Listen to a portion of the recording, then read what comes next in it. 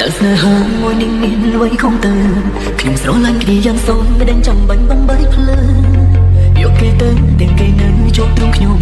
ថានេះមិនមែនហៅថាជាស្នេហាទេព្រោះមិនលឺសំឡេងយ៉ាងយំបាយគ្នាចង់បានបីខ្ញុំចូលព្រមឲ្យតែពួកខ្ញុំជួបគ្នា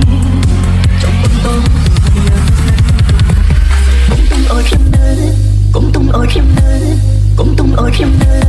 កុំទុំឲ្យខ្ញុំនៅនឹងគេតែមិនឲ្យជួបកុំឲ្យខ្ញុំនៅចាំតែអ្នកហើយសឹកខ្ញុំស្រឡាញ់គ្នាសូមនឹងគ្នាគ្មានអ្នកទេសូមនឹងគេឲ្យមកខ្ញុំវិញបានទេសូមនឹងគ្នាដើម្បីឲ្យគ្នាថ្ងៃស្អែកដើម្បីໄວ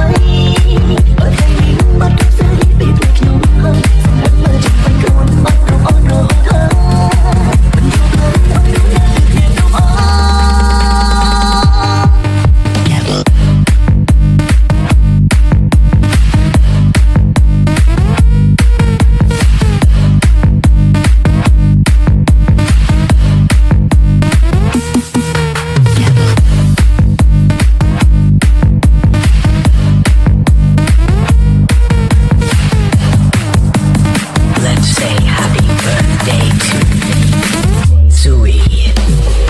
ក្តីស្រឡាញ់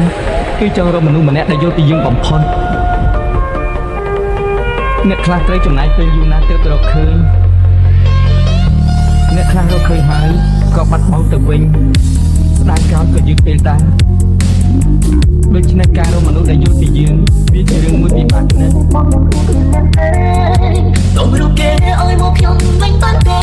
ស្រឡាញ់គ្នាដើម្បីបាយមានថ្ងៃស្អែកដើម្បីໄວ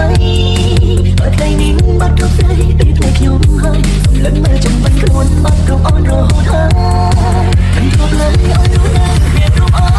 តែខ្ញុំស្មោកស៊ីកាយកឡើងខ្ញុំស្មោកសាសា